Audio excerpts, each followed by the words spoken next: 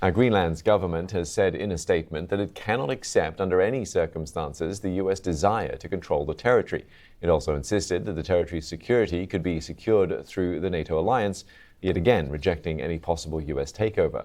The territory's Prime Minister, Jens Frederik Nielsen, insisted that Greenland is firmly a part of Denmark and NATO, and its security and defense were NATO matters.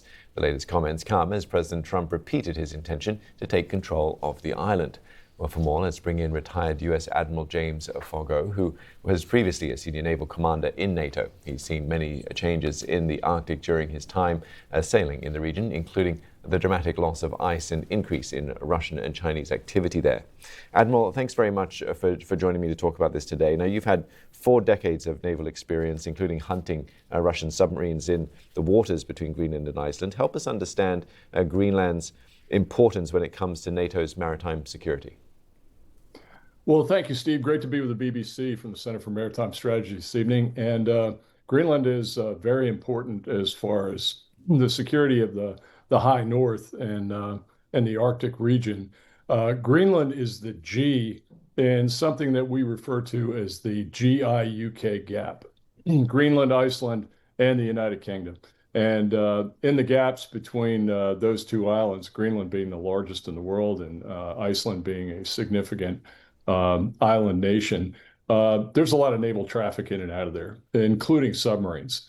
And a lot of those submarines are Russian submarines. And of course, U.S. submarines, British submarines, French submarines go up and down that GI-UK gap and defense of national security all the time.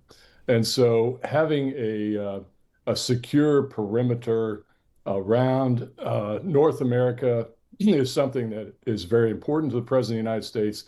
He's been very vocal about that, and that has led us to a period of contentiousness between the United States and Denmark. And I do find that to be indeed unfortunate. As far as the question of sovereignty of Greenland, I think that issue was settled back in 1909. And if you don't want to read the history, you can watch a great movie called Against the Ice, the Mickelson and Iverson expedition up there, which proved that Greenland is an island and she is apportioned to Denmark currently. So we got ourselves in a bit of a debate. Yeah, and it seems a curious one because, as you mentioned, the history of Greenland goes back many years, and its connection to Denmark as well. But the U.S. has had a steady relationship with both of them for many years as well, and they've long had a military presence on Greenland. So, the question is, would acquiring it really make any difference? Well, you're right. I mean, I have lots of friends and officers that I've served with who are Danish. Denmark, one of the former NATO Secretary Generals was from Denmark, a former Prime Minister. I mean, the Danes have been with us in Iraq and Afghanistan.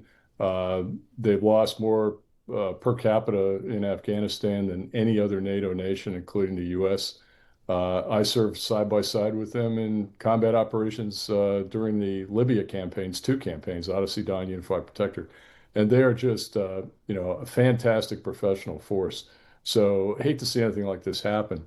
But there is, I think, a way to get to a win-win here, a resolution. And that is, if there's a concern about the security of Denmark vis-a-vis encroachment by China or Russia, we have the tools to fix that. And that's the 1951 treaty between the United States and Denmark. At one time during the Cold War, Steve, we had up to 50 bases. Some were pretty small, probably a tent and 2 guys, right? But 50 bases around Greenland, which have now been necked down to 1. Patufic used to be called Thule.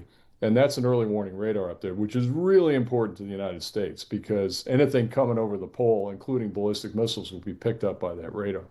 And so if we want to enhance the security of Greenland, particularly as a perimeter around North America, all we have to do is trigger that 1951 treaty, and it says that we can establish as many new bases there as we want to.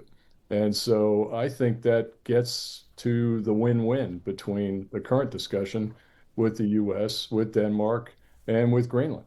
And those discussions are going to take place in the next couple of days with Secretary of State Marco Rubio. Yeah, I'm sure you'll be watching them as closely as we will be to see what transpires from them. I just want to, you mentioned China twice now in our discussion. Just want to get your read on how Chinese activity has sort of changed or ramped up in recent years. Yeah, it really has. In between I've actually been to the North Pole, 1985, during my first submarine tour. I went back 16 years later on my command tour of USS Oklahoma City, and what I noticed is the difference in climate change. There was a lot more blue than there was white ice the first time I was there. And because of the recession of the ice, there's a lot more traffic over the top of the pole. The Chinese have taken advantage of that. They're beating about 14 days by going over top of the pole instead of going around to get to Europe. And as a result, China has declared itself a few years ago a near Arctic nation, which I find humorous because I think the closest point of land from the Arctic Circle to mainland China is about 900 kilometers. But nevertheless, they're operating up there. They have commercial ships up there. They've had warships up there, and they're currently doing some undersea exploration up there with submersibles. It's only a matter of time before they put a submarine up there, and the place is getting very crowded.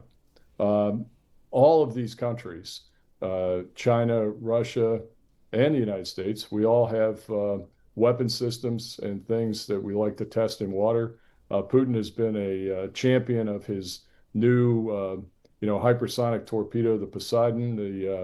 The Chinese have hypersonic weapons. Space probably will be contested. Starlink and Elon Musk are operating up there, but people want a foothold in space. So, yeah, this could be we all worry about conflict in the Western Pacific or the South China Sea, whereas I think the Arctic is a potential flashpoint as well. And it's funny because the Arctic Council nations, a lot of them will tell me, particularly Scandinavian nations, they want to Hmm. militarize the Arctic. I think the train left the station back when, Commodore Peary and Admiral Byrd, two naval officers from the U.S., went to the North Pole. It's been militarized for a long time. Admiral, we'll have to leave it there, but thank you so much for your insight. Really appreciate you taking the time to speak with us today. U.S. Admiral James Foggo. Plenty more to come around the world and across the UK. This is BBC News.